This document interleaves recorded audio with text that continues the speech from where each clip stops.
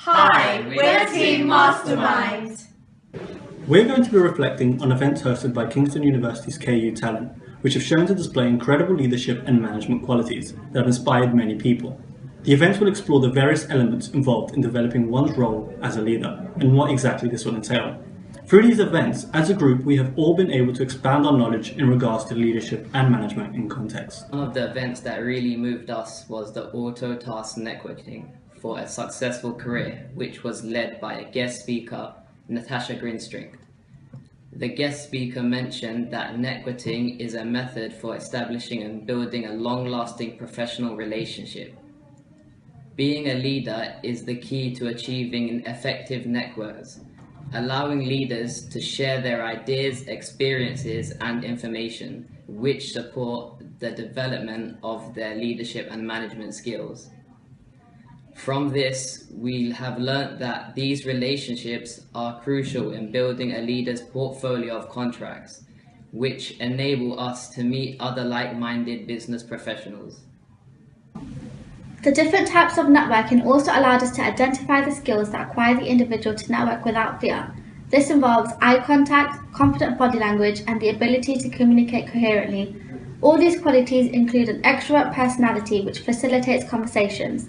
This has given us an insight into the fearless nature a leader must possess to not shy away from challenges. Remember, it's about engaging with people. You need to stand out, be confident, and ask questions.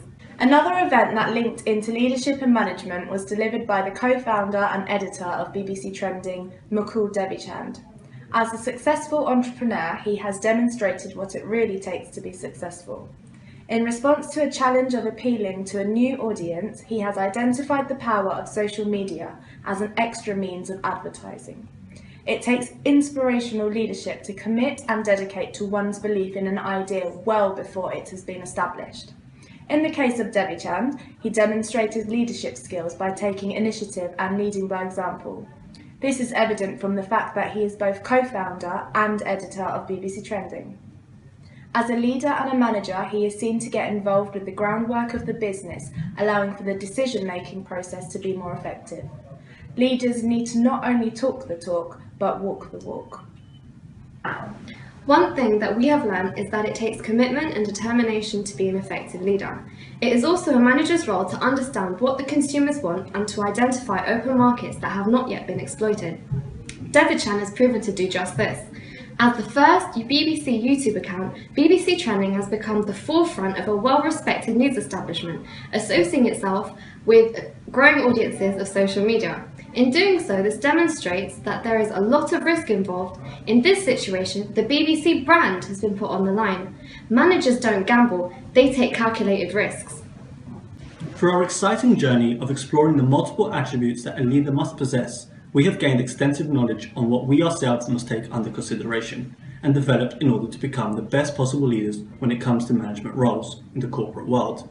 KU Talent has allowed us to network with other students, as well as many inspirational and motivational individuals that have utilized these events to share their success stories and the journey that they have had to undergo in order to get there.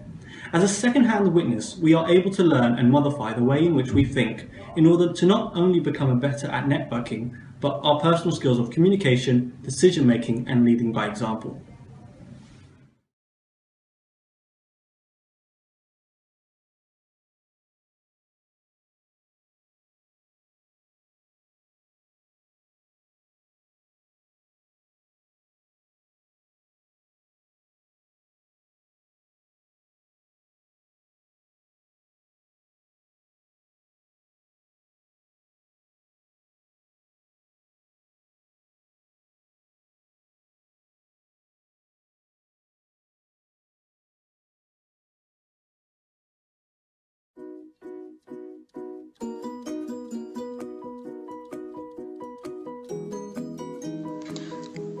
Within the last 2 months as a group, we have attended a range of events which have discussed various aspects of the Leadership and Management in Context module, resulting in an increased knowledge of leadership within the workplace and an insight into what being a leader really entails.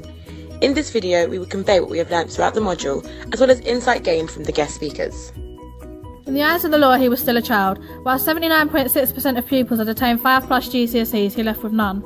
Whilst the majority of kids were still living in the family home, he was not. He had left school and his family home with just £30 in his pocket and a world full of opportunities. He had an idea.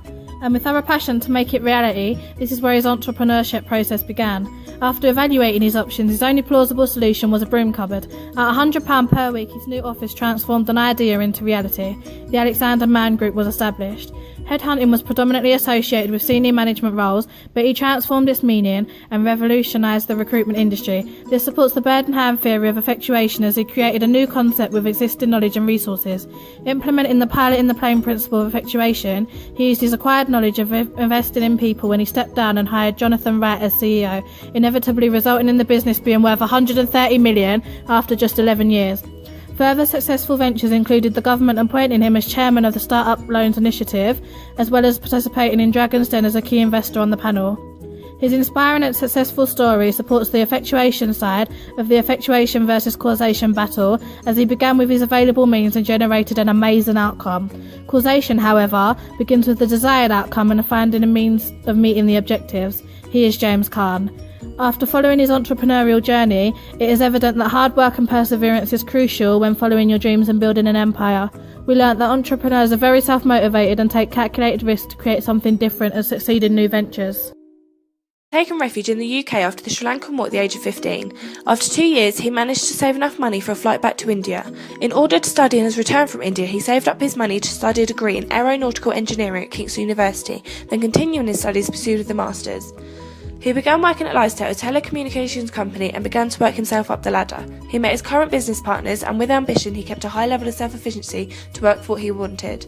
In 2001, he founded Labara. The Labara Group has become one of Europe's fastest growing mobile companies, with 5 million active customers, 1,000 employees worldwide, and operations in 9 different countries. By the age of 25, he was the co-owner, co-founder, and CEO of Labara, and he quickly transformed into a leading figure in the telecommunications industry. In 2004, Labara worked with Telfort, selling SIM cards for low-cost international service in the Netherlands. By 2009, working with Vodafone in 7 different countries, and 2011, revenue hit 504 million. Weber defines the characteristics of a charismatic leader to include a vision or a mission, exceptional qualities and recognition. Whilst listening to his presentation, he shows many characteristics of the charismatic leader, having positive future-oriented goals, including his 2020 vision reaching out to 1 billion customers. Linking to the contingency theory by Vroom and Yetton, the decision-making leadership model, he portrayed that the decisions he has made throughout his time, he has used a collaborative leadership style. Himself and his business partners have been using this method for decisions made at Labara. He is Yoganathan Rathisen. We have learnt the leadership role needs commitment and determination throughout every aspect and process to enable success for your organisation. You are one of the 64 million people in the United Kingdom, but are you part of the staggering 1.91 million without employment? Furthermore, are you one of the bright, intelligent and determined individuals with a degree currently unemployed? Your personal brand is the collection of your skills and personality that comes through in your interactions with others and the work you do. Individuals must understand that personally branding yourself means that you are marketing yourself in order to leverage your potential of acceptance to employers. Body language alone represents 55% of the message we are attempting to convey. Branding yourself involves mastering your body language in order to effectively portray a positive persona. Social media platforms such as Facebook, Twitter and LinkedIn are increasingly used by employers to pre-potential candidates. 76% of employees use Facebook during the hiring process to screen candidates.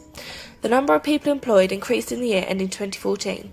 Managing self within the global leadership competencies theory is crucial when building a brand, as appearance, body language and attitude must be controlled within a leadership and management role. IES is crucial to ensure effective communication between cultural differences. Again, this is reflected by your personal brand and your ability to adapt change. Jeremy Todd, a cognitive behaviour coach, corporate trainer, he specialises in building personal brands for individuals to market themselves to employers. Following the talk from Jeremy Todd, it became apparent that everything we do in life is judged, especially when applying for jobs. Therefore, it's crucial when being interviewed that you are conscious of your body language, eye contact and hand gestures, as well as your voice and how you are answering the questions addressed to you. Use persuasive attitudes and words, remain calm, professional and confident and trustworthy throughout the interview. Throughout autumn 2014, we have attended KU Talent events and lectures that have taught us various leadership capabilities, such as determination, perseverance and enthusiasm, which relate to the Leadership and Management in Context module.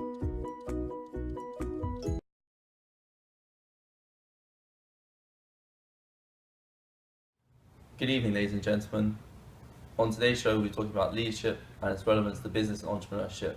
Let's see what the first guest has to say.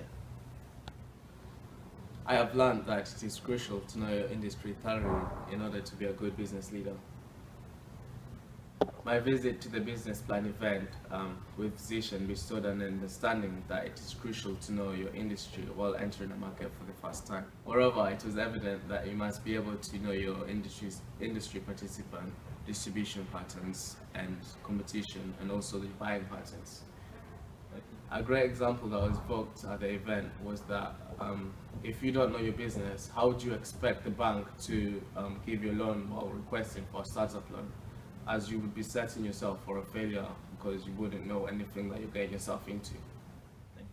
I believe to be a strong leader, you need to know how to meet people in order to build a relationship. It may sound like it's not that important.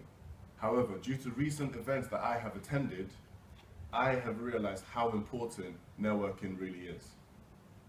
It's not so straightforward though.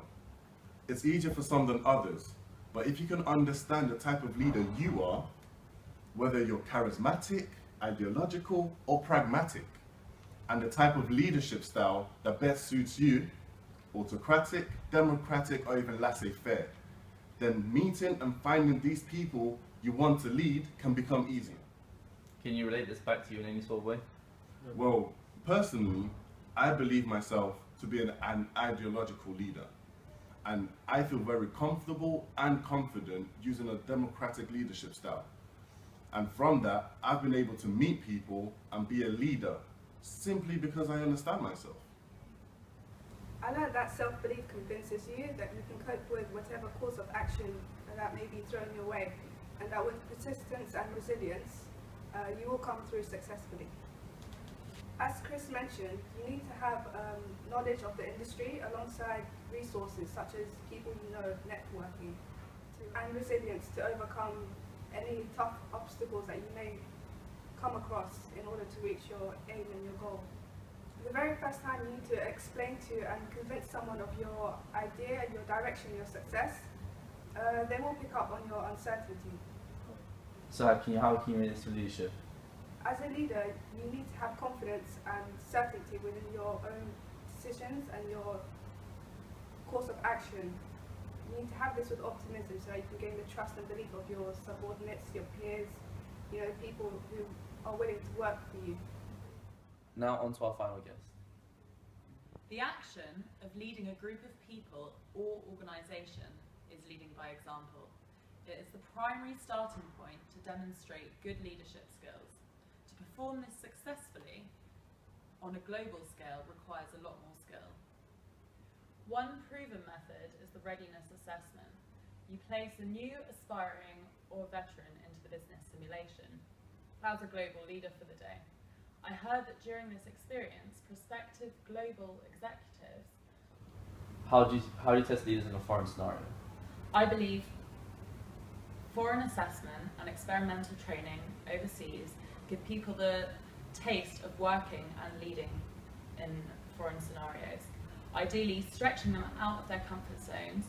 This represents an opportunity to test the candidate's capability in a contained setting. Are bombarded with scenarios from staff, asked to make decisions and they would likely encounter in real world. And what about you? What are your takes on leadership?